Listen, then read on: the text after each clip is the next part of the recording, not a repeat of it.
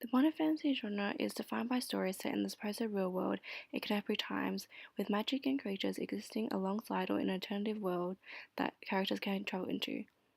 This presentation will analyze Jane Austen's Alice Through the Looking Glass and Hayao Miyazaki's Spirited Away.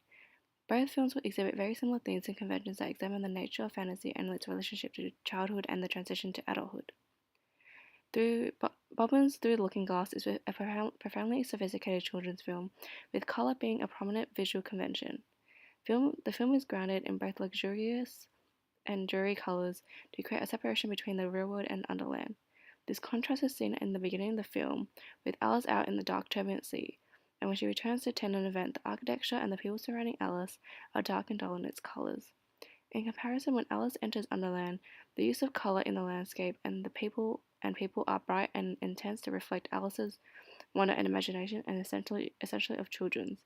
While Alice's world is colorful, whimsical, and vibrant, it is grounded in serious emotion from fear to loss and grief. Viewers are escaped from the harshness of reality into the dreamlike state of fantasy. As the film progresses in the Looking Glass world, circumstances become strange and unmanageable.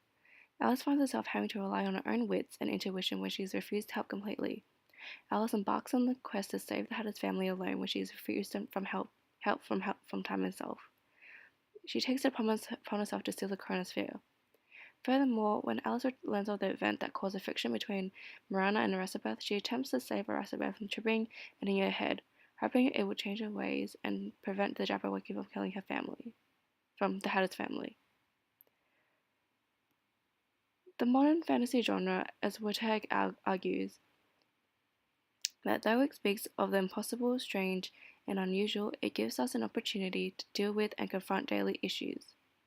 This is seen through the way Alice matures from her failures. Towards the end of her time in Underland, she learns about the nature of forgiveness and the strength of family and friendship ties, which she takes to the real world where her and her mother contest against Hamish's plans. The viewers are taken on a journey through Alice's transition into adulthood through the increased independence away from adults. The concept of time is an underlying theme in Bobbins' 2016 Alice Through the Looking Glass. Not only does the viewer sees the form of clocks and the sequence of and order of the narrative plot, it is also personified with the character of time. Alice Through the Looking Glass demonstrates unconventional film techniques to the fantasy genre.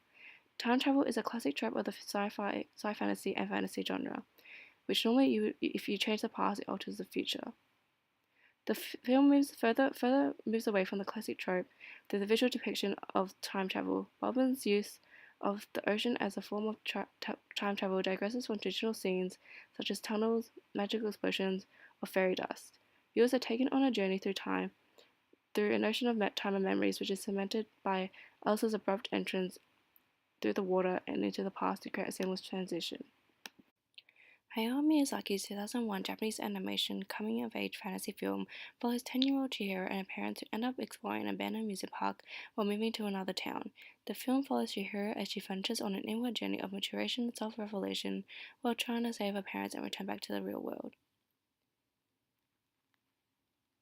Miyazaki's animations aims at creating a fictional sphere anchored in reality.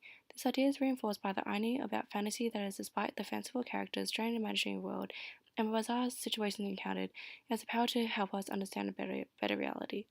This is reinforced by the absence of a substantial plot structure to the plot, thus allowing the story to move forward on its own fluctuating pace, providing a serene and soothing viewing experience for the audience. Spirited Away is known for its vibrant and intense use of color to shift the landscape, architecture, and costume from the real world to the spirit world. This helps us to understand better, creates a sense of wonder for younger audiences, and to enhance their imagination from this alternative world, from things such as the art in the interior of the bathhouse. The film places the importance of names in the spirit world, as those in power retain their control by changing their names. Yubaba steals Chihiro's true name, which similarly kills the child and subsequently becomes Sen. Chihiro must now assume a new identity and evidently adulthood in order to retain her past identity. Spirited Away is centered around the transitioning of Chihiro from a disinterested, gloomy child into a mature, fully capable woman through her adventure in the spirit world. Her tiredness is shown at the beginning of the film when she's in the back of the car with her parents. She lays on the car seat, showing disinterest and a vulnerability. This is contrasted to how she becomes towards the end of the film, where she stands headstrong against Yubaba with her newfound identity and purpose. Miyazaki cleverly uses rivers as a catalyst to magnify the transformation of Chihiro. When her and her parents cross a dried out river at the beginning of the film, it could be considered as a metaphor of transitioning, which eventually pushes Chihiro away from the dependency and security of her parents. In the spirit world, the river transforms into an ocean, which Chihiro crosses on her own. Her independent journey on the railway to the neighbor's house represents a kind of metamorphosis which leads to her freedom. Miyazaki stresses about the dangers of capitalism and the current state of our environment. Chihiro's parents transforming into pigs after eating the buffet is a significant metaphor for greed, excessive consumption, and short-term pleasure seeking, derived from the ideas of the bubble economy from the 1990s. Yubaba is a personification and is reminiscent of a present-day capitalist earning large amounts of gold and controlling the bathhouse and its workers in an insidious way. Miyazaki highlights the growing human pollution and the carelessness of humanity to the environment. The plight of Haku alludes to the environment degradation through urbanization. It is revealed that Haku is the spirit of the Kahaku River and has long been destroyed and replaced with apartments. This destruction of nature consequently causes Haku to lose his home and identity. Miyazaki In Miyazaki's film or Studio Ghibli films, there is no clear boundary between good and evil. The audience takes in the good and bad qualities and actions of every character. Characters such as Haku and No-Face have their share of evil qualities, and even when they appear good at first glance.